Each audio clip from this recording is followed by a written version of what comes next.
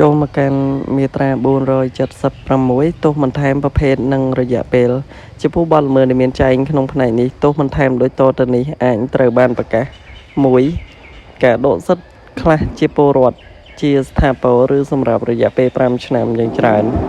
2. ការហាមឃាត់ចំពោះការប្រកបវិជ្ជាជីវៈកាលបើបទល្មើសនេះបានប្រព្រឹត្តនៅក្នុងការប្រកបវិជ្ជាជីវៈឬនៅក្នុងឱកាសនៃការប្រកបវិជ្ជាជីវៈនេះជាស្ថាពរឬសម្រាប់រយៈពេល5ឆ្នាំយ៉ាងច្រើន 3. ការហាមឃាត់ចំពោះការស្នាក់នៅសម្រាប់រយៈពេល10ឆ្នាំយ៉ាងច្រើនចំពោះបទឧក្រិដ្ឋ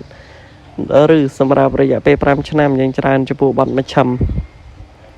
4. ការហាមឃាត់ចំពោះការចាកចេញពីដែនដីនៃប្រជាណាចក្រកម្ពុជាសម្រាប់រយៈពេល5ឆ្នាំយ៉ាងច្រើន 5. ការហាមឃាត់ដល់អត្តនដិតបរទេសចំពោះការចូលឬការស្នាក់នៅក្នុងដែនដីនៃប្រជាណាចក្រកម្ពុជាជាស្ថាពរឬសម្រាប់រយៈពេល5ឆ្នាំយ៉ាងច្រើន 6. ការរឹបអូសឧបករណ៍សម្ភារៈឬវត្ថុណាមួយដែលប្រើប្រាស់សម្រាប់ប្រព្រឹត្តបទល្មើសឬដែលមានគោលដៅប្រព្រឹត្តបទល្មើស 7. ការរឹបអូសយានជំនិះរបស់អត្តនដិតមួយគ្រឿងឬច្រើនគ្រឿង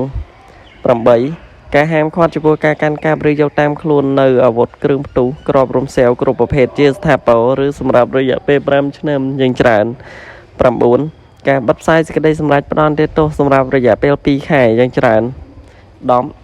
ការផ្សាយសេចក្តីសម្រេចផ្តន្ទាទោសនៅក្នុងសារព័ត៌មាន 11. ការផ្សាយសេចក្តីសម្រេចផ្តន្ទាទោសតាមគ្រប់មធ្យោបាយទូរគមនាគមន៍សោតទោសសម្រាប់រយៈពេល8ថ្ងៃយ៉ាងច្រើន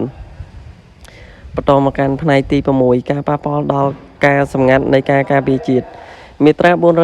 477គោលការណ៍នៃការការពារសម្ងាត់នៃការការពារជាតិព័ត៌មានវិធីវត្ថុឯកសារសាលាក្បាត់ឬទិន្នន័យព័ត៌មានវិទ្យាដែលការបើកកកាយអាចធ្វើឲ្យខូចខាតដល់ការការពារជាតិអាចជាកម្មវត្ថុនៃវិធានការការពារសម្រាប់កម្រិតការផ្សព្វផ្សាយ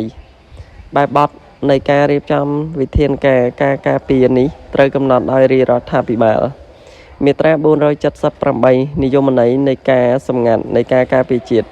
មានលក្ខណៈជាការសម្ងាត់នៃការការពារជាតិគឺព័ត៌មានវិធីវត្ថុឯកសារសាលាក្បាត់ឬទិន្នន័យព័ត៌មានវិទ្យាដែលការផ្សព្វផ្សាយត្រូវបានកម្រិតយើងនឹងជួបគ្នានៅវីដេអូបន្ទាប់ចូលដល់មាត្រា479បទលាតត្រដាងដោយចេតនាឬអចេតនានៅការសម្ងាត់នៃការការពារជាតិ